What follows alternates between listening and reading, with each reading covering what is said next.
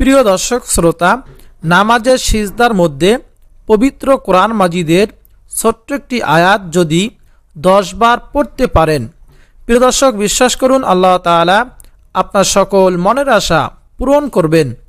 রিজিকের মধ্যে, টাকা পয়সায়, ধন সম্পদে, ব্যবসা বাণিজ্যে, খ্যাত খামারে বরকত দান করবেন। বিপদ আপদ, বালা মুসিবত, টেনশন পেরেশানি দূর করে দিবেন। বলুন না সুবহানাল্লাহ। সুকুমার শান্তিময় জীবন দান করবেন। প্রিয় দর্শক বিশ্বাস করুন, এই দোয়াটা এতটাই শক্তিশালী, এতটাই ফজিলত, এতটাই কার্যকর, ফলপ্রুপ। বলুন না সুবহানাল্লাহ। এ দোয়া পড়ে ফল পেয়েছে রাসূল করিম সাল্লাল্লাহু আলাইহি সাল্লামের সময়ের ঘটনা।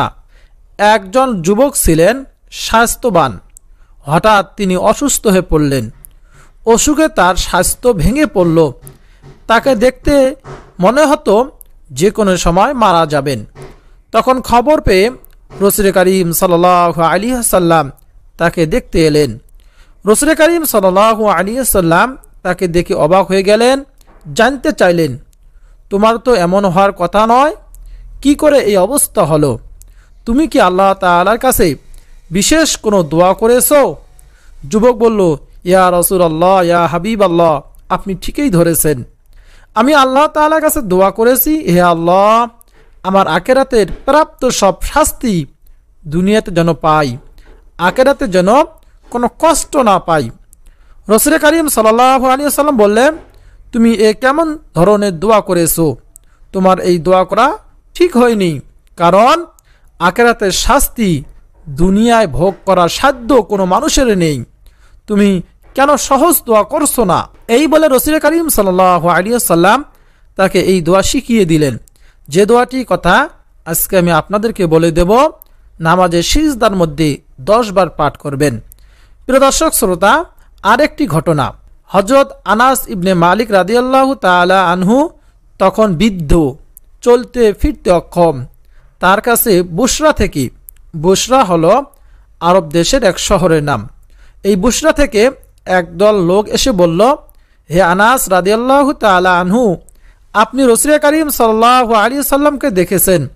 আপনার মতো সৌভাগ্যবান মানুষের কাছ থেকে শুধু দোয়া নিতে আমরা বুসরা থেকে এসেছি, আমাদের জন্য দোয়া করুন। তখন হযরত আনাস রাদিয়াল্লাহু তাআলা আনহু তাদেরকে নিয়ে আল্লাহ তাআলা দরবারে দুহাত তুলে দোয়া করলেন এবং পাঠ করলেন, রব্বানা আতিনা ফিদ দুনিয়া, রব্বানা আতিনা ফিদ দুনিয়া পরে দোয়া করলেন। বুশরা ওকেলা বলল, আরো কিছু দোয়া করুন। তখন আনাস রাদিয়াল্লাহু তাআলা আনহু আবারও এই দোয়া পাঠ করলেন। আনাস রাদিয়াল্লাহু তাআলা আনহু কয়েকবার এই দোয়া পাঠ করলেন। আনাস রাদিয়াল্লাহু তাআলা আনহু তাদেরকে বললেন, আমি শ্রেষ্ঠতম দোয়াটি করেছি। যদি এই একটি দোয়া কবুল হয়, তবে তোমাদের জন্য যা কিছু প্রয়োজন সবই এই দোয়ার বরকতে পূরণ হয়ে যাবে। বলুন সুবহানাল্লাহ। তো প্রিয় দর্শক, আমলটি করতে হবে যে কোনো নফল নামাজে সিজদার মধ্যে পড়তে হবে। যে কোনো নফল নামাজ আপনার যখন পড়বেন, সিজদার মধ্যে 10 বার, সবচেয়ে ভালো হয় তাহাজ্জুদের নামাজের সিজদার মধ্যে 10 বার যদি পাঠ করতে পারেন। প্রিয় দর্শক শ্রোতা, যদি সম্ভব হয় তাহাজ্জুদের নামাজ আদায় করবেন।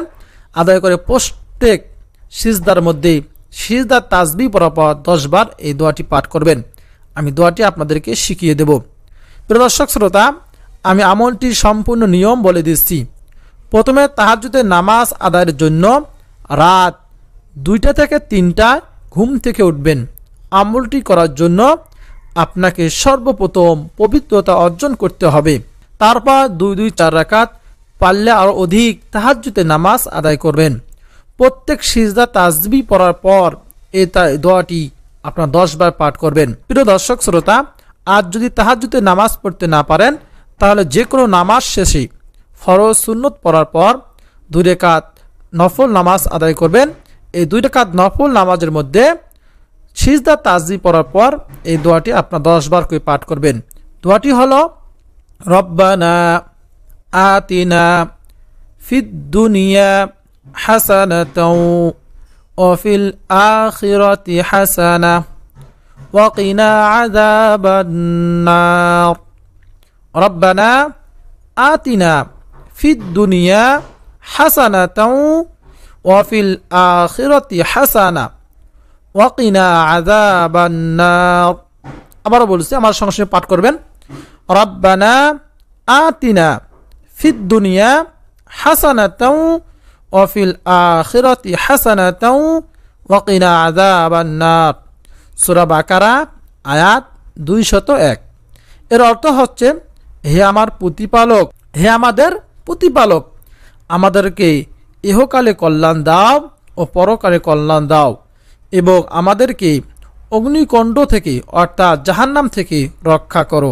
বলুন সুবহানাল্লাহ প্রিয় দর্শক শ্রোতা আপনারা এভাবে সিজদার মধ্যে 10 বার করে এই দোয়াটি পাঠ করবেন প্রিয় দর্শক শ্রোতা নামাজ শেষ করে কয়েকবার আস্তাগফিরুল্লাহ দরুদ শরীফ পাঠ করবেন তারপর দুহাত তুলে আল্লাহ তাআলার কাছে চোখের পানি ছেড়ে দিয়ে যা চাইবেন আল্লাহ তাআলা তাই কবুল করবেন আপনার সকল গুনাহ ক্ষমা করবেন ইনশাআল্লাহ এবং আপনার জন্য যা মঙ্গল হয় আল্লাহ তাআলা তাই দান করবেন ইনশাআল্লাহ মহান আল্লাহ তাআলার কাছে দোয়া করি হে আল্লাহ যে ব্যক্তি আমলটি করবে এই দোয়াটি পাঠ করবে তুমি তাদের জীবনের সকল মনের আশা পূরণ করে দিও সকল গুনাহ ক্ষমা করে দিও তুমি তাদের রিজিকের মধ্যে বরকত দিও বিপদ আপদ বালা মুসিবত দূর করে দিও মৃত্যুর পর জান্নাত দান করিও আমিন প্রিয় দর্শক শ্রোতা এই ভিডিওটাকে লাইক দিয়ে কমেন্টে আপনি আমিন লিখে দোয়াতে শরীক থাকুন কেননা কে জানে যে কার দোয়া কখন কবুল হয়ে যায় তো প্রিয় দর্শক অত্যন্ত কার্যকরী একটি ভিডিও যদি ভালো লাগে অবশ্যই চ্যানেলকে সাবস্ক্রাইব করে নেবেন এবং ভিডিওটি বেশি বেশি করে শেয়ার করে দিবেন যেন অপর মুসলিম ভাই ও বোনেরাও দেখতে পারে ভিডিওটি আপনার একটি শেয়ারের মাধ্যমে একটি লাইক দেওয়ার মাধ্যমে কমেন্ট করার মাধ্যমে যদি এই ভিডিও থেকে কেউ আমল করে থেকে শিখে আপনিও সবের অংশীদার হতে পারবেন তো দর্শক শ্রোতা আজকে এই পর্যন্ত আপনাদের সকলে সুস্বাস্থ্য কামনা করে বিদায় নিচ্ছি দেখা হবে পরবর্তী কোনো ভিডিওতে ইনশাআল্লাহ